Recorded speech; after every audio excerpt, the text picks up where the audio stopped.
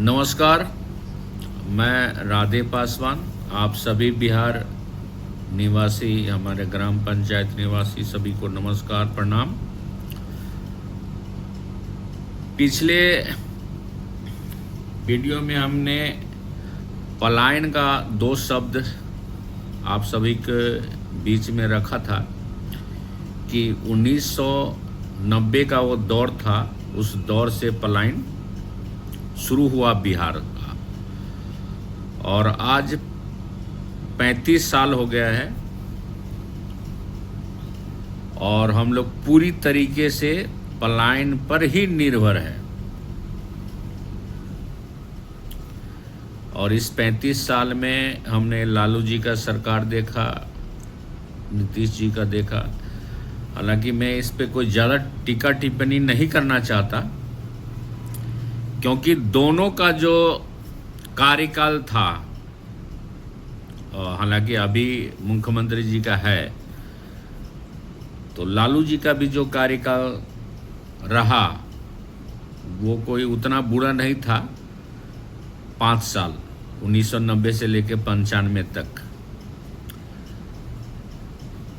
ST ST OBC इस सबको जो एक आशा के किरण दिखाया था, असल में उसका हकदार लालू जी ही होंगे, इसमें कोई संदेह नहीं है। और ये बिहार कभी भी इस कार्य के लिए लालू जी को भूलेंगे नहीं, ये भी सत्य है। हालांकि अभी लोग, बहुत सारे लोग विरोध भी करेंगे, और राजनीतिक तौर पे ये सब चुनावों के दौर में ये सब होता रहता है। पर जो लालू जी ने 1990 के दौर में जो किया, जो जरूरी था, उन्होंने बेहतरीन काम किया है, इसमें कोई दो राय नहीं है। रेलवे मिनिस्टर में भी अच्छा काम किया, हालांकि कुछ दाग लगे जो शायद धुल न सके, ये ज़रूर है। और इसके लिए सभी बिहारी लोगों को अफसोस होता है कि हमारा नेता, हमें गरीबों का मसीहा, जिस पे एक दाग, कलंक लग चुका है। और इसका जवाब हर बार हमारे युवा तेजस्वी यादव जी को देना ही पड़ेगा। कई बार अच्छा भी नहीं लगता, पर लोग सवाल तो करते ही हैं, और उसे देना ही पड़ेगा या उसे बचना पड़ेगा। अब बारी आती है कि 35 वर्षों में हम लोग पलायन पर क्यों इतना निर्भर हो गए हैं। क्या कभी लालू जी ने उस रथ को बढ़ाने के चक्कर में इस रथ को रोक नहीं पाए? ये कमी हो सकती है, समझ सकते हैं। क्या आपने ध्यान नहीं दिया? अब जब 2005 के बाद नीतीश बाबू आते हैं, तो 5 साल के कार्यकाल में इंडिया के सबसे बेस्ट मुख्यमंत्री के दावेदार होते हैं वो। 2005 से 10 के बीच में इंडिया का सबसे बेस्ट मुख्यमंत्री की लिस्ट में वो सबसे टॉपर होते हैं। और फिर क्या होता है वो आप लोग के सामने में। तो मुझे लगता है कि सभी लोग 5 साल काम करते बहुत अच्छा से। जैसे कि लालू जी थे तो 90 के बाद 95 तक ऐसा काम किए, जो 95 में फुल बहुमत मिल गई उनको। एक ही बार बहुमत मिली है उनको, अब जो फुल बहुमत मिली सरकार, और हर बच्चे बुजुर्ग के जुबान पर एक ही नाम, लालू यादव, लालू यादव। 2005 से 2010 के बीच में एक ही नाम, सुशासन बाबू, एक अलग ही नाम, दर्जा मिल गया उनको। और बेहतरीन काम किया, इसमें कोई संदेह नहीं। पर क्या पलायन के बारे में कोई सोचा ही नहीं कि हमारे राज्य के लोग कहाँ जा रहे हैं, कहाँ गाली सुन रहे हैं, कहाँ मार खा रहे हैं, कहाँ थप्पड़ खा रहे हैं? किसी का ध्यान नहीं गया। और इसी चीज का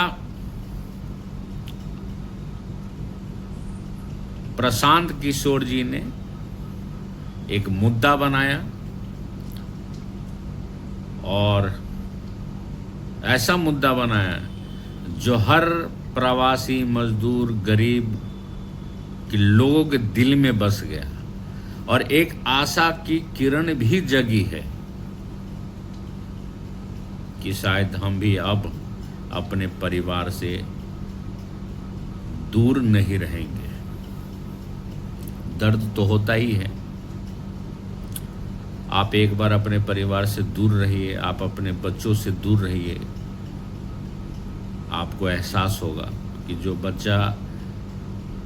जिस बच्चे को आप 1 साल माँ के गोद में छोड़ के जा रहे हैं और जब आप 1 साल के बाद आप लौटते हैं तो वो चलता फिरता हुआ नजर आता है।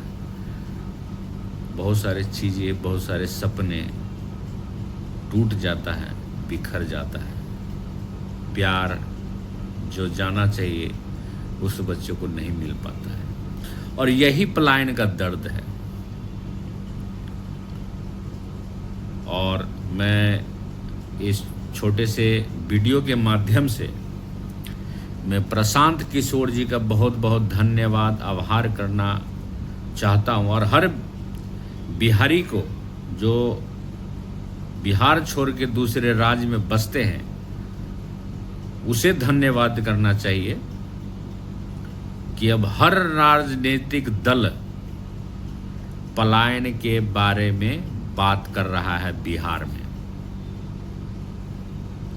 और इससे ज़्यादा खुशी की बात हम सभी प्रवासी मजदूर के लिए और कुछ नहीं हो सकता है,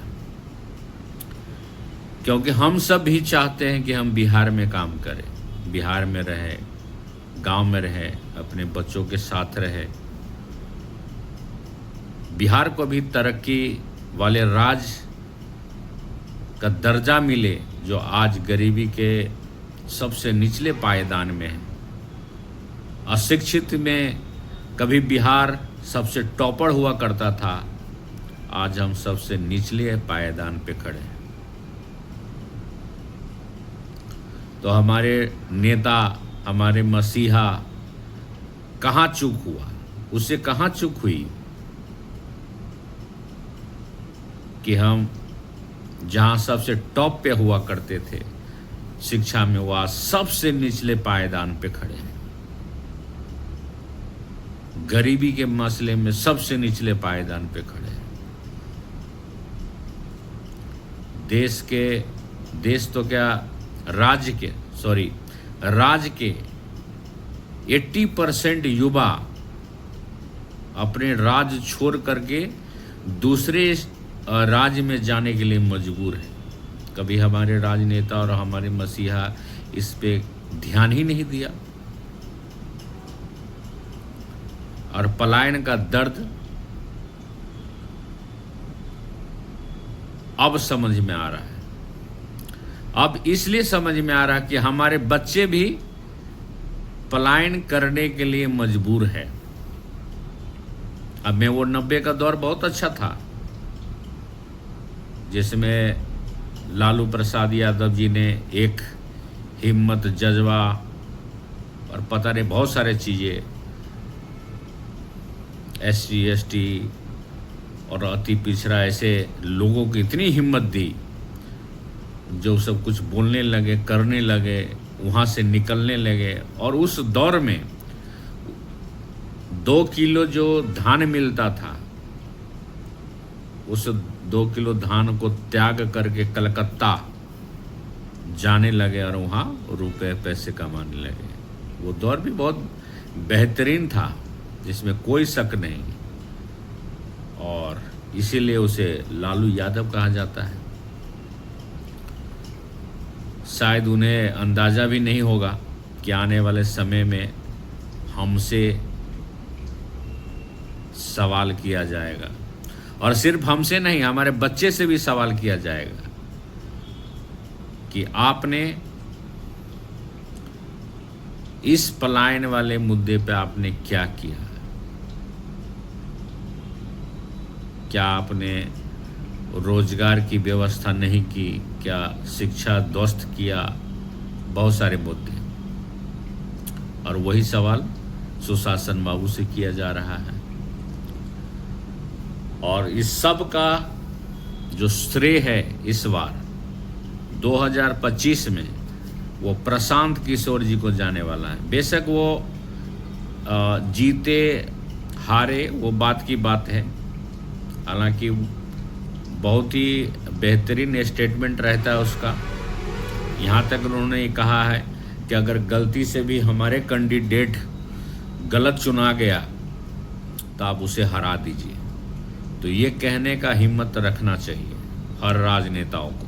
मुझे लगता है सभी बीजेपी, जेडीयू, आरजेडी सभी को रखना चाहिए। और उन्होंने कहा कि सही कैंडिडेट को आप चुनिए। ये सबसे महत्वपूर्ण बातें कि अच्छे कैंडिडेट को आप चुनिए, वो चाहे वो किसी भी दल का हो, किसी पार्टी से भी हो, कोई फर्क नहीं पड़ता। एक अच्छा व्यक्ति को चुन के आप भेजिए, सबसे बहुत अच्छा लगता है और प्रभावित भी करता है। और इसी वर्ड और इसी संवाद के साथ लोग प्रशांत किशोर जी के साथ बहुत प्रभावित है। और जन स्वराज आने वाला है या आने का दस्तक दिया है, ये तो आने वाले समय बताएगा।